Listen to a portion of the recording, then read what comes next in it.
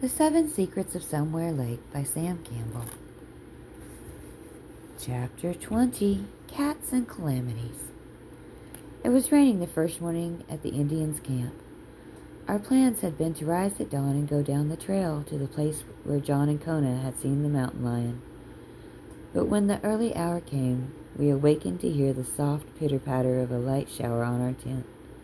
We were lulled back to sleep and did not awaken again until well into the morning. Then it was the scent of breakfast in preparation that was the alarm clock. We were quickly dressed and out of our tent. A pleasing sight met our gaze. Kona was putting some wood on the fire, and John was busy brewing, frying, and toasting various things over the flames. The sky had cleared, and the sun was sending long, silvery shafts through the veil of chill moisture that hung in the dripping forest. "Top of the morning," I called as I stepped out. "Ah, Akochi, my friend," responded John. "You are up at last. Breakfast is nearly ready." "Saum, Genia," cried Kona, dropping his wood and running towards me. Lanaka." "Now what in the world is that?" I asked. "Some new kind of animal?" "It is Lanaka, the rainbow," called John. "There is a beautiful one hanging over the canyon." The excited Kona led Jenny and me out beyond the trees, where, in the western sky, we could see the heavens arched with a brilliant semicircular rainbow. A background for its colorful beauty was a dark cloud which had supplied the early morning shower. Forked lightning completed the grand display, staged to the accompaniment of thunder echoing through the canyon caverns. The scene was too appealing to be denied, and breakfast waited while we brought our camera to bear on it. Now Jenny made a discovery which delayed the meal further. "John, you have been painting," she exclaimed, indicating his easel set up in the shelter of a small tarpaulin. "Sam, come and see what the man is doing." We looked upon a painting of a cougar and 3 cubs sunning themselves on a shelf of rock. It seemed excellently done to me, and I was most enthusiastic. "John, this is splendid," I exclaimed. "Will you sell this one to me?" John laughed. "It isn't finished yet," he said. "If I ever feel convinced it is a painting you want, then you may have it." "What must I do to convince you?" "I think I shall know," he said, turning to the flat rock which served as a table. "Come, our cakes are getting cold." That morning we explored the environment of the camp. We found most interesting neighbors. There was a family of white-tailed squirrels in a tree within 100 yards of our tents. Saucy chipmunks darted across the forest floor. Bears had torn several logs apart to get the grub worms, showing that we had these great, interesting creatures near at hand. A waddling old porcupine climbed a tree as we came into his neighborhood. At a muddy spot, we found tracks of a coyote and a deer. During the afternoon, we went down the trail where Tahu, the mountain lion, had been seen. It was a hazardous journey, which seemed easy enough for John and Kona, but gave Jenny and me plenty to think about. This trail was narrow, hovering near the brink of a steep slope. It would have been difficult enough for me without my camera, but with this awkward contraption and the responsibility of it involves, I had my troubles. After traveling about a quarter mile down the trail, John led us along a narrow ledge several hundred yards to one side. Coming up behind a huge rock outcropping, he motioned us to be still while he cautiously peeked around the outer edge. After looking into the distance for a moment, he abandoned caution and said out loud, "No, she is not there." He pointed out the place where the big cat was usually seen, a ledge of rock on the opposite side of the narrow canyon. "She usually lies on that flat place," said John, "her kittens playing about just below her. The afternoon shadows are over the spot already, so I am sure it will be only morning hours in which we will find her there." He explained that he had made a sketch record from this very place, and from this was completing his painting. "It is perfect for photography," I observed. "Shooting from here with the 6-inch lens will take her in beautifully."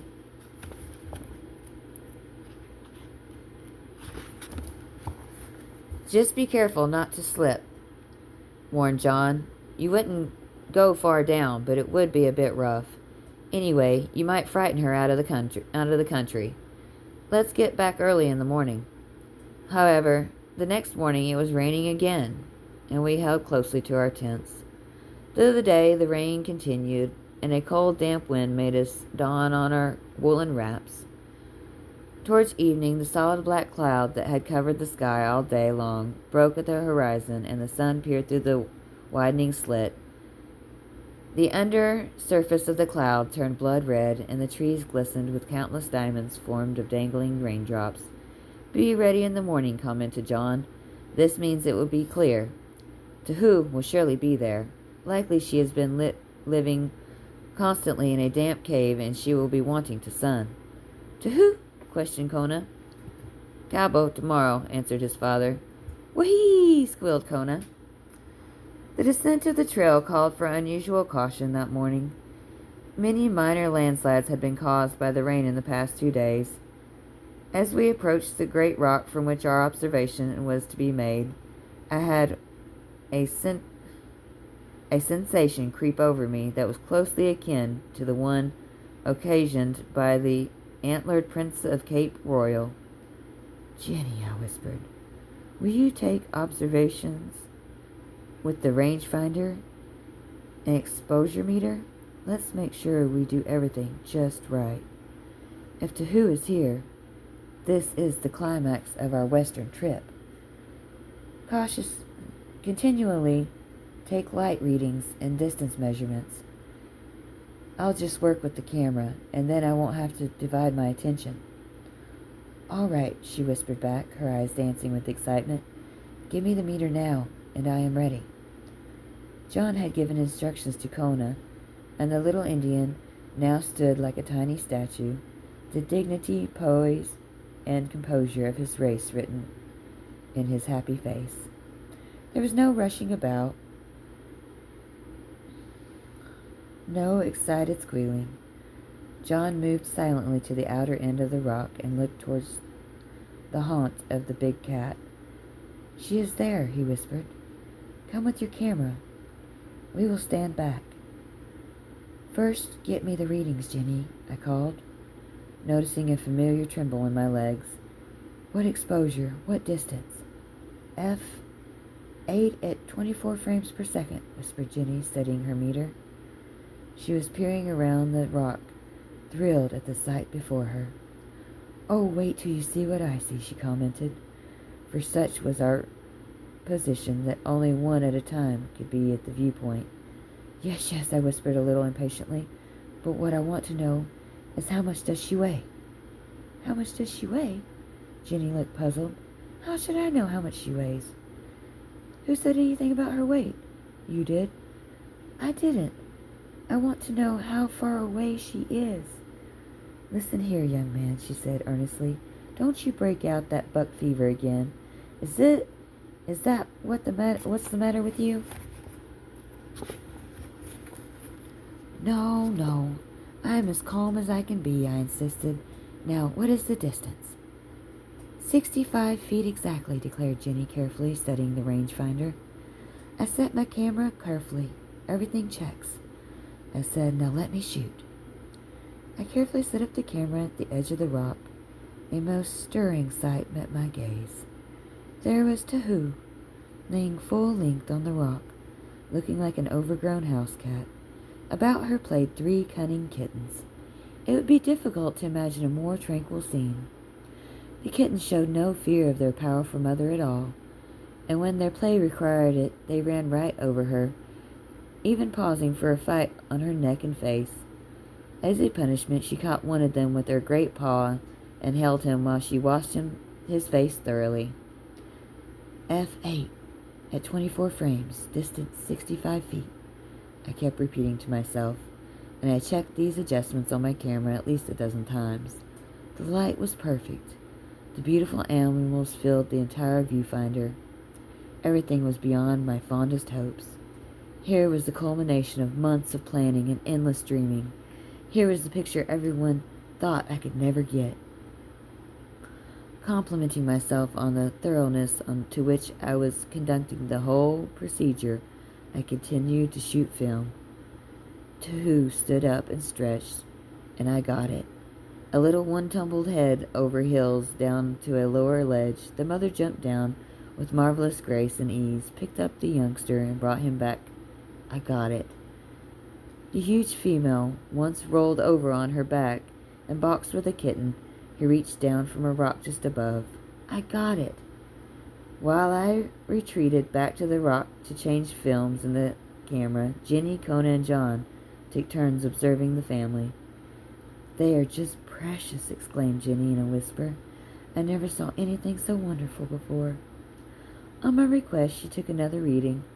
It was the same, but I wanted everything to be just right. I shot another full reel of film, changed and shot yet another.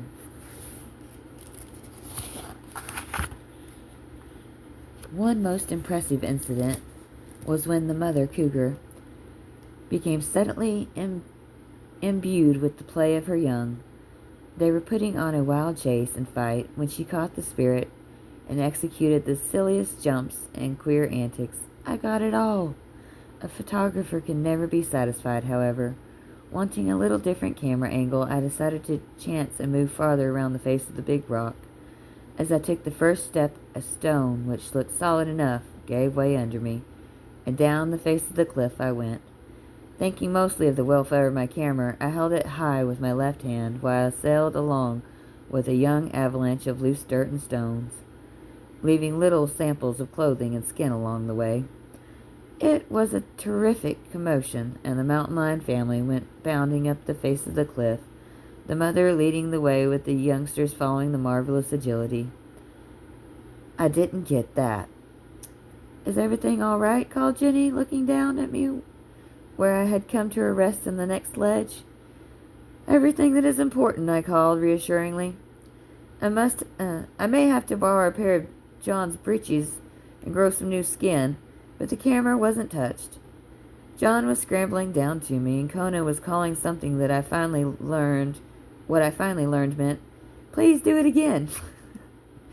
John took the camera from me to lighten my troubles and led the way back. "Mighty glad you got your pictures first," he commented. "It is my guess that Tahu will leave the country after being frightened that way. Well, you have your film, and I have my painting, so I guess we have much to be grateful for."